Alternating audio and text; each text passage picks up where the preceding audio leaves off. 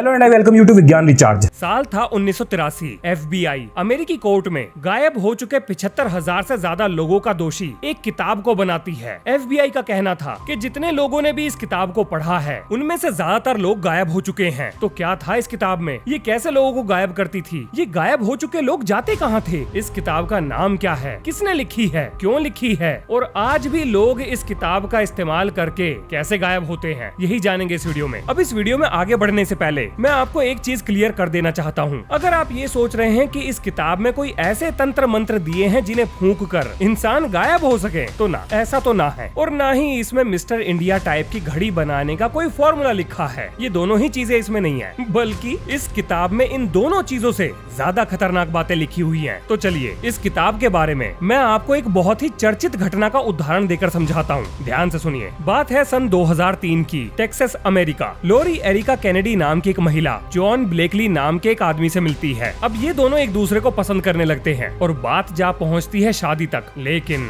लोरी शादी करने से पहले एक शर्त रखती है और वो शर्त ये थी कि वो बिल्कुल चुपचाप शादी करेंगे, किसी को नहीं बुलाएंगे और यहाँ तक कि पेपर में यानी अखबार में शादी का इश्तेहार तक नहीं देंगे। हाँ जी, ये अमेरिकन कल्चर का हिस्सा है कि वो शादी का इश्तेहार अखबारों में छपवाते हैं। लेकिन लोरी ऐसा कर क्यों रही थी? इसके पीछे क्या कारण था? जब ब्लेक ने ये जानने की कोशिश करी तो लोरी ने कुछ भी बताने से मना कर दिया और ये कहा, अगर मेरे से शादी करनी है तो आपको ये बात माननी ही पड़ेगी, बिना कोई भी सवाल जवाब किए। अब ब्लेक को ये सारी चीजें अजीब तो लग रही थी, लेकिन वो फिर भी लोरी से शादी करने के लिए राजी हो जाता है। अब लोरी ऐसा क्यों कर रही थी, इसका जवाब हमें वीडियो में आगे मिल जाएगा। दोनों की शादी हो जाती है। 2008 में उन्हें एक बेटी भी हो जाती है। लेकिन बेटी होने के बाद लोरी का व्यवहार एकदम से बदलने लगता है। वो चिड़चिड़ी हो गई थी, बात बात पर झगड़ा करती थी, अपनी बेटी को किसी को छूने भी नहीं देती थी। यहाँ तक कि जब ब्लेक के माता पिता अपनी पोती से मिलने आते थे तो छूना तो दूर की बात है, लोरी उन्हें अपनी बेटी को देखने भी नहीं देती थी। ब्लेक और लोरी के बीच में झगड़े बढ़ने लगे और तंग आकर एक दिन ब्लेक ने पूछा कि आज तुम मुझे सब कुछ सच सच बता दो कि आखिर तुम्हारी जिंदगी में ऐसा क्या है जिसे तुम सबसे छुपा रही हो। तब लोरी बताती है कि उसका बचपन अच्छा नहीं रहा है, उसके माँ बाप एक्सीडेंट में मारे जा चुके हैं, उसके कोई भाई बहन नहीं है, उसका इस दुनिया में कोई भी नहीं है, ना कोई रिश्तेदार और ना ही कोई परिवार। अब ये सारी चीज ब्लेक को बहुत अजीब लगती हैं। ऐसा कैसे हो सकता है कि किसी इंसान का कोई भी परिचित हो ही ना। इसके बाद सन 2010 में ब्लेक तंग आकर डिवोर्स फाइल कर देता है और डिवोर्स के बाद लोरी को अपनी बेटी की पूरी कस्टडी मिल जाती है, यानी बेटी उसी के पास रहेगी। तलाक के बाद लोरी की मानसिक स्थिति और खराब हो जाती है। वो ब्लेक के परिवार को इसका दोषी मानते हुए उन्हें धमकी भरे फोन कॉल और ईमेल भेजना शुरू कर देती है। वो उनका पीछा करती है और उन्हें लगातार ये एहसास दिलाती है कि वो उन पर नजर रख रही है। लेकिन 24 दिसंबर सन 2010 को लोरी की डेड बॉडी ब्लेक के घर के सामने अपनी गाड़ी के अंदर मिलती है। लोरी ने अपने आप को गोली मार ली थी, लेकिन आत्महत्या करने से पहले लोरी ने 2 चिट्ठियां छोड़ी थी, एक अपने हस्बैंड के नाम और एक अपनी बेटी के नाम, जिस पर लिखा था कि ये उसे उसकी 18वीं सालगिरह पर दिया जाए। लेकिन FBI ने दोनों लेटर खोल लिए और कमाल की बात ये है कि FBI ने ये कभी नहीं बताया कि आखिर उन दोनों चिट्ठियों में लिखा क्या था। ये आज भी राज है। अब यहाँ से आपके दिमाग में 2 सवाल आ रहे होंगे। एक तो उस किताब का क्या हुआ जिसको FBI ने 1983 में कोर्ट के अंदर गायब हो रहे लोगों के पीछे का कारण बताया था, और दूसरा ये कि अगर सन 83 में FBI को ये सारी चीजें पता लग गई थी कि ये किताब क्या कर सकती है, तो 2010 में ये घटना क्यों घट रही थी। दोनों सवालों का जवाब देता हूँ, सुनो ध्यान से। 1983 में ये किताब दोषी तो साबित हो गई थी, लेकिन इसको कंट्रोल करना सरकार के बस में नहीं था, तो लोग लगातार इसका इस्तेमाल करते ही जा रहे थे। इसीलिए ये घटना सन 2010 में घट रही थी और इस घटना के पीछे वही किताब थी। अब उस किताब ने लोरी के जीवन में क्या रोल प्ले किया था, आओ ये जानते हैं। अब यहाँ से शुरू होती है जांच पड़ताल। ब्लेक और उसका परिवार FBI टीम के साथ मिलकर लोरी के इतिहास से जुड़े हुए सभी सवालों के जवाब के लिए जांच पड़ताल शुरू कर देते हैं। वो सबसे पहले लोरी के घर पहुंचते हैं, जहां उन्हें घर के सामान के अलावा जले हुए कागजों का एक ढेर मिलता है, जिन्हें देखकर ऐसा लग रहा था कि लोरी ने आत्महत्या करने से पहले अपनी आइडेंटिटी से जुड़े हुए सारे कागजात, सारे पेपर्स जलाकर मिटा दिए हों। यानी वो नहीं चाहती थी कि किसी को भी पता लगे कि वो कौन है या उसका इतिहास क्या है। लेकिन जांच पड़ताल में उनके हाथ एक ऐसा बॉक्स लगता है जिसके अंदर कुछ पेपर मौजूद थे, और जब उस बॉक्स को खोला गया तो उसके अंदर एक बर्थ सर्टिफिकेट मिलता मिलता है जिस पर नाम लिखा था बेकी सू टर्नर, यानी ये महिला लोरी एरिका कैनेडी नहीं थी बल्कि बेकी सू टर्नर थी। अब इस बर्थ सर्टिफिकेट के सहारे बेकी सू टर्नर की जांच पड़ताल शुरू होती है, लेकिन पता लगता है कि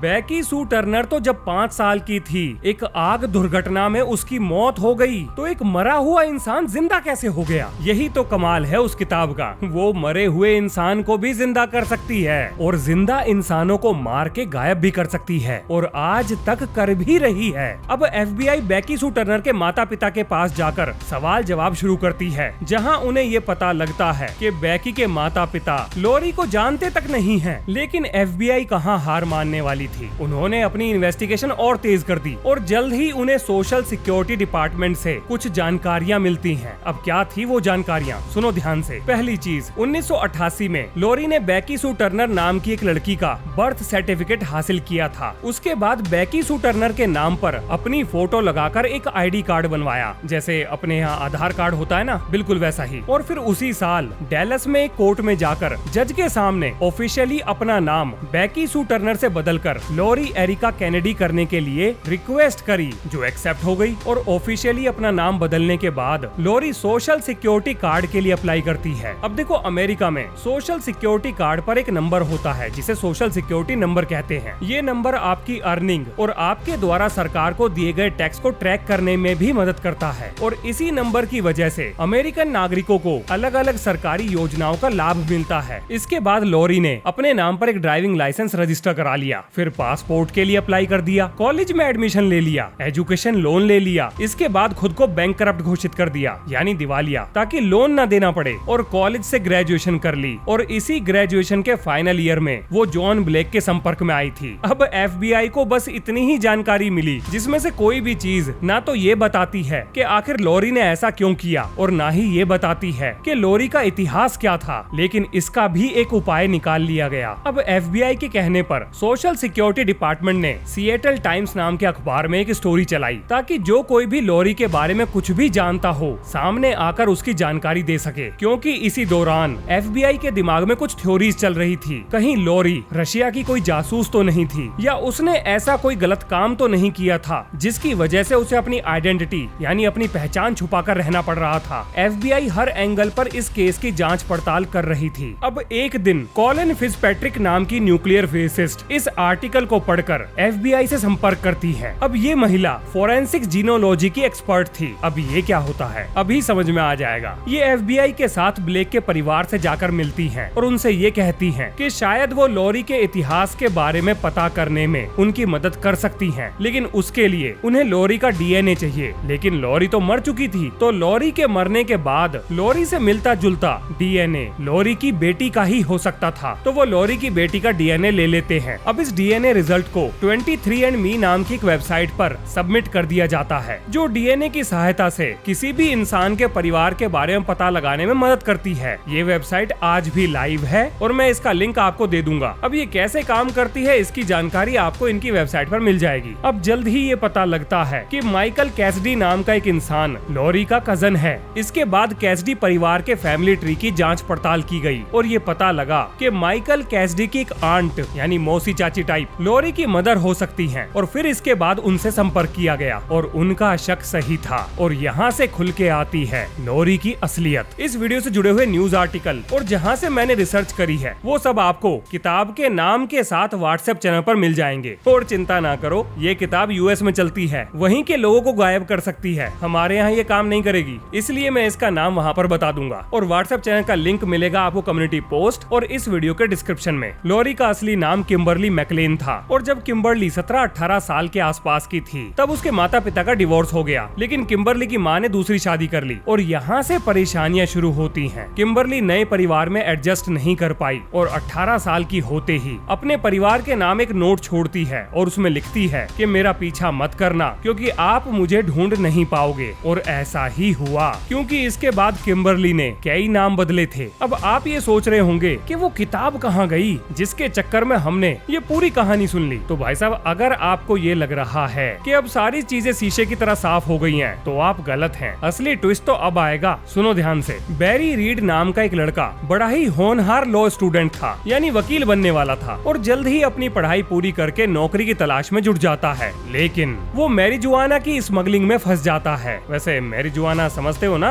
और जो लोग नहीं समझते हैं उनके लिए बता रहा हूँ। जैसे हमारे यहाँ भांग होती है ना, बोले तो सस्ता नशा, कुछ वैसा ही है, लेकिन सस्ता नहीं है। मतलब ये समझ लो नशे का सामान है, पेड़ पर लगता है। तो जिस लड़के का वकालत का कैरियर शुरू होने से पहले ही खत्म हो जाता है और इसे जेल हो जाती है, जहाँ ये अलग अलग अपराधियों से मिलता है और ये सोचता है कि अब वो सरकार और सिस्टम से बदला लेगा और ऐसी किताब लिखता है जो अपराधियों को बिल्कुल फुल प्रूफ अपराध करने में मदद कर सके। यानी अपराधियों के लिए किताब लिखता है। जिसमें सबसे ज्यादा कंट्रोवर्शियल थी वो किताब जिसका इस्तेमाल किम्बरली ने किया था नई पहचान हासिल करने के लिए। अब आप समझ गए होंगे कि उस किताब में अपने आप को समाज से पूरी तरह से गायब करने का और नया अवतार लेकर समाज में वापस घुलने मिलने का पूरा प्लान लिखा हुआ था। कैसे अपराध करना है, किस तरीके से सिस्टम से बचना है, ये सारी जानकारी उसमें लिखी हुई थी। और जिस घटना का जिक्र मैंने किया ये तो बहुत छोटी सी है। इस किताब का इस्तेमाल करके ऐसे ऐसे काम किए गए थे जिनका जिक्र मैं यूट्यूब पर नहीं कर सकता। 1983 तक इस किताब की वजह से लगभग 75,000 लोग अपनी आइडेंटिटी बदल चुके थे और ये वो केस हैं जो रिपोर्ट हो गए थे। ऐसे पता नहीं कितने लाखों केस और होंगे जो रिपोर्ट ही नहीं हुए। अब मुझे नहीं मालूम कि आपको ये जानकारी है या नहीं। ऐसी बहुत सारी किताबें एग्जिस्ट करती हैं, यानी कि मार्केट में हैं। ओपनली नहीं बिकती लेकिन अंडरग्राउंड मार्केट में अवेलेबल हैं, जिनमें ऐसी ऐसी जानकारियां दी हुई हैं जिनका इस्तेमाल करके समाज, सरकार और लोगों को बहुत ज्यादा नुकसान पहुंचाया जा सकता है। उनमें बायोलॉजिकल, केमिकल और एक्सप्लोजिव बनाने के तरीकों से लेकर इलेक्ट्रॉनिक्स, कंप्यूटर साइंस और भी ना जाने क्या क्या बड़ी बारीकी से समझाया गया है। ऐसी किताबों को रोकना नामुमकिन है क्योंकि ये कहां से किसके हाथ लग जाएं, इसको कोई भी ट्रैक नहीं कर सकता। और एक कमाल की बात बताऊं,